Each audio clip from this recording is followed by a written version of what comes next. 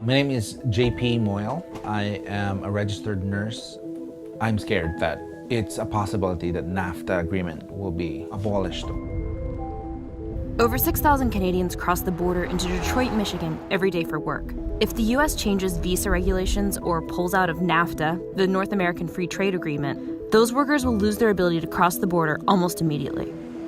We have about 300 Canadians out of our 1,500 bedside RNs who commute on a regular basis to come to the U.S. to work. Two people who make the Windsor-Detroit commute for work are Joe and Sarah. The soon-to-be married couple are both nurses who work at Henry Ford Hospital with TN status. There's a good mix, probably 60 leaning towards the U.S. On our unit especially, it's about half. Like half of our coworkers are Canadian and they make the journey over every day. Even our manager is Canadian. So. Yeah, it would be a staffing crisis for the hospital. I don't know what the hospital's plan is, just because there are so many Canadians working over.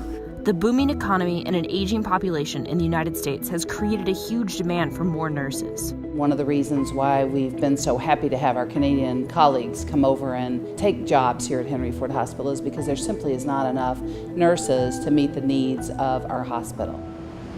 Detroit, Michigan, and Windsor, Ontario are two towns that lie on the northeast and southwest sides of the Detroit River, one in the United States and one in Canada.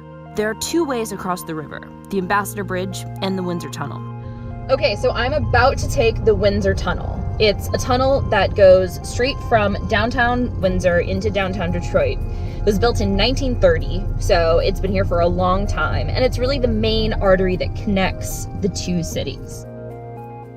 I agree with the policy from the government to make sure that the people have their jobs, to make sure that the citizens of their country are working. But for a system that is working already, I don't know why there's a reason to reevaluate or to stop that. On August 27th, President Trump announced he wants to cancel NAFTA after reaching a bilateral trade agreement with Mexico. I'll be terminating the existing deal and going into this deal.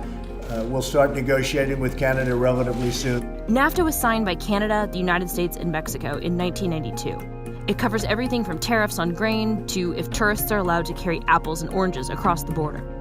If a new deal is reached, there's no guarantee it won't change the TN visa program in some way. And now, with Mexico and the United States moving forward on a bilateral agreement, the clock is ticking for Canada and the U.S. to renegotiate or risk dissolving NAFTA entirely. It would be like hundreds of nurses overnight that wouldn't be able to work if NAFTA were to go away. So the hospital wouldn't be able to function safely. It'd be an emergency.